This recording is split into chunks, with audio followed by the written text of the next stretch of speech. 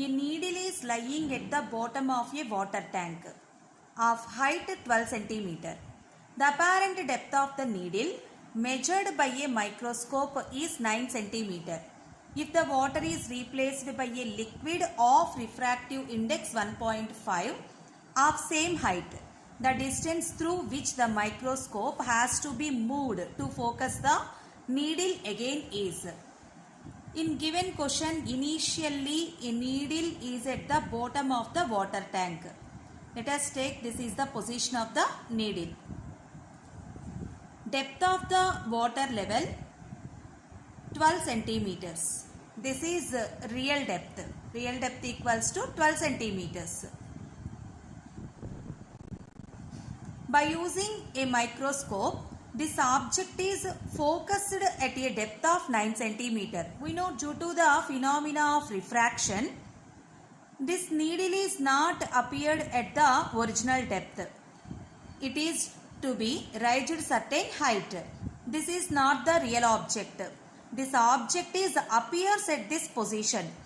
This depth is called apparent depth. Here apparent depth of the needle by using a microscope is 9 centimeters. So we know real depth and apparent depth. After then water is replaced by a liquid. Refractive index of the liquid is equals to 1.5 and liquid level also same. Real depth of the liquid also equals to 12 centimeter. Now apparent depth of the object is different in liquid because we know refractive index of liquid and refractive index of water. These two are different. So apparent depth changes. First find out the apparent depth.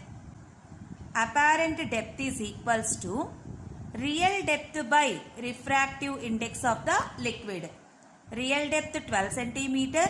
Refractive index is 1.5. 120 by 15. 15 ones, 15 eights. Apparent depth in liquid is equals to 8. Here we know apparent depth in water 9 centimeter. Apparent depth in liquid 8 centimeter.